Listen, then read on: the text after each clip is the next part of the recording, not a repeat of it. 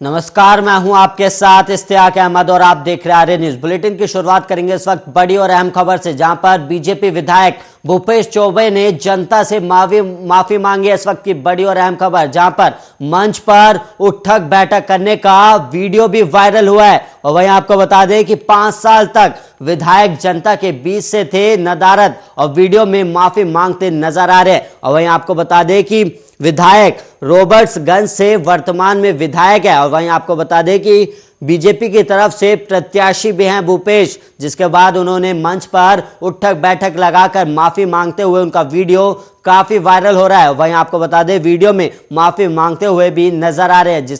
और वहीं आपको बता दें कि रॉबर्ट्सगंज से वर्तमान में विधायक हैं भूपेश, और वहीं आपको बता दें प्रत्याशी भी बनाए गए हैं। और बीजेपी विधायक भूपेश चौबे ने जनता से माफी मांगी है।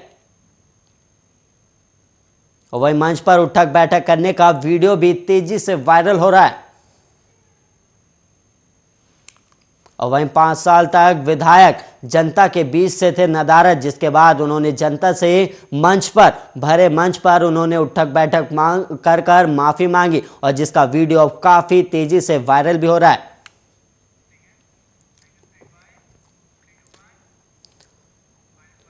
और वहीं यूपी में चुनाव के बीच इस वक्त एक बड़ी खबर सामने आ रही है, जहां पर उन्नाव में आदर्श आचार संहिता का उल्लंघन देखने को मिला है। और बूथ के बाहर ही बीजेपी का झंडा लगाकर प्रचार प्रसार किया गया है। मजिस्ट्रेट अरशद ने छापेमारी कर फटकार भी लगाई है। इस वक्त की बड़ी और अहम खबर, जहां पर आचार संहिता का उल्लंघन किया गया है, जहां पर पोलिंग बूथ के बाहर ही झंडा लगाकर प्रचार प्रसार किया गया और मजिस्ट्रेट अरशद ने छापेमारी कर फटकार भी लगाई है। और वहीं आपको बता दें कि मजिस्ट्रेट का फटकार लगाने का वीडियो भी वायरल हो रहा है। इसके अलावा आपको बता दें कि सदर के तहसील पोलिंग बूथ के बाहर का यह मामला है, जहां पर मजिस्ट्रेट ने फटकार लगाई, जिसका वीडियो भी वायरल हो रहा है। और ये उन्नाव में आदर्श आचार संहिता का उल्लंघन देखने को मिला है, जहां पर पोलिंग बूथ के बाहर ही झंडा लगाकर प्रचार प्रसार देखने को मिला और बूथ के बाहर बीजेपी का झंडा लगाकर प्रचार प्रसार किया गया। अब वहीं बढ़ेंगे अगली खबर की ओर, जहां पर राफेल विमान की एक और खेप फ्रांस से लगभग 8000 किलोमीटर की दूरी तय कर भारत पहुंच गई है।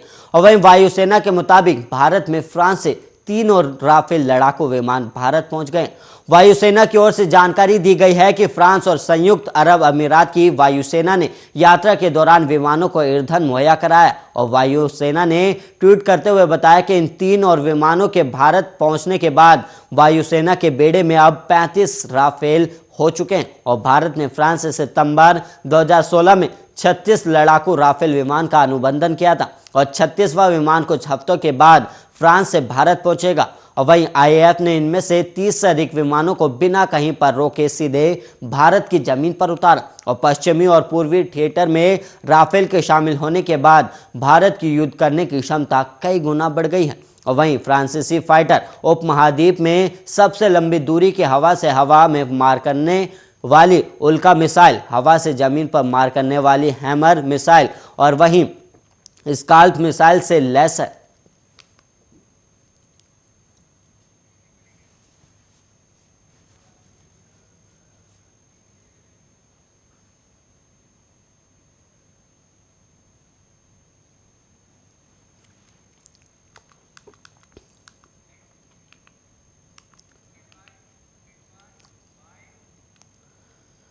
यूपी में विधानसभा चुनाव के चौथे चरण के लिए मतदान जारी है। और इस बीच प्रदेश के मुख्यमंत्री योगी आदित्यनाथ 5वें चरण के लिए लगातार प्रचार कर रहे हैं। और इस बीच आज सीएम योगी ने अमेठी में एक जनसभा को संबोधित किया और अमेठी के तिलोई विधानसभा क्षेत्र में जनसभा के दौरान सीएम ने कहा कि अगर बीजेपी सरकार बनाती है तो वो उन किसानों को हर महीने 900 से 1000 रुपए देगी, जो आवारा पशुओं को गोद लेंगे और उनकी देखभाल करेंगे।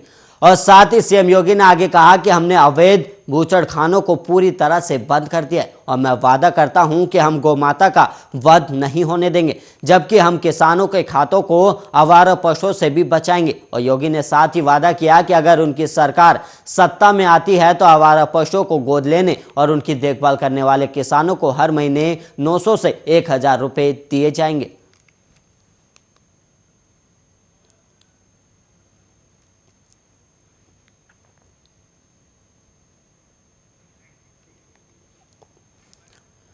पश्चिम बंगाल में 27 फरवरी को 108 नगर पालिकाओं में चुनाव के मद्देनजर बीरभूम में लगातार हिंसक वारदात हो रही है। और वहीं मंगलवार को एक बिजनेसमैन की गोली मारकर हत्या की घटना और अब बम फटने से एक बच्चे की घायल होने की घटना के बाद फिर से एक हादसा सामने आया जिसने लोगों को दहलाकर रख दिया। और अब खेलने के समय गेंद समझकर बम उठाने के बाद बम फटने से 4 बच्चियां गंभीर रूप से घायल हो गई और उनमें से एक को मौके पर ही मृत घोषित कर दिया गया है। और वहीं आपको बता दें कि मंगलवार की सुबह एक किशोर की कलाई बम से उड़ गई थी और जब वो कागजात इकट्ठा कर रहा था फिर दोपहर में फिर बम धमाके की खबर आई।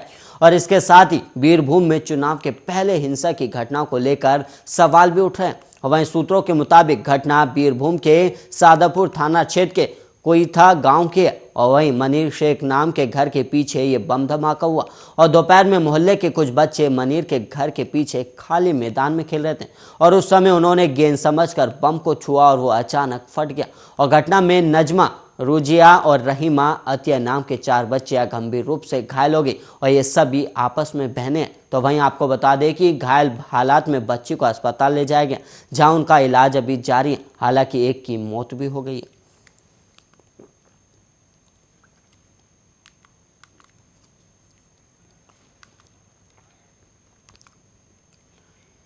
बिहार में शराबबंदी को प्रभावी बनाने के लिए सरकार एक्शन में है और शराब पीने वाले, शराब तस्करी करने और शराब बनाने वालों को पकड़ने के लिए पुलिस पूरी कोशिश कर रही है। और वहीं शराब तस्करों को पकड़ने के लिए बिहार में खोजी कुत्ते ट्रेंड करवाकर मंगवाए गए हैं और सरकार ड्रोन उड़ाकर शराब के ठिकाने तलाश कर रही है। और अब शराब के अड्डों को तलाशने के लिए हेलीकॉप्टर की भी सहायता ली जा रही है। और गंगा की धारा के किनारे दियारा क्षेत्र में शराब कारोबारियों के ठिकानों को पता करने के लिए अब हेलीकॉप्टर की मदद भी ली जा रही है। और बक्सर से लेकर कटिहार तक गंगा की धारा के किनारे हेलीकॉप्टर से शराब तस्करों पर नजर रखी जा रही है। और वहीं आपको बता दें कि अधिकारियों ने हेलीकॉप्टर से गंगा नदी के किनारे और दियारा इलाकों में कम ऊंचाई पर हेलीकॉप्टर उड़ाकर शराब के ठिकाने तलाशे। और वहीं उत्पाद विभाग के अधिकारियों ने पटना से लेकर सारण और वैशाली जिले में गंगा नदी के दियारा क्षेत्र में हेलीकॉप्टर से शराब के अवैध भट्टियों को तलाशा। और वहीं बताया जा रहा है कि अब नियमित तौर पर हेलीकॉप्टर उड़ाकर उत्पाद विभाग शराब के ठिकानों का तलाश करेगी।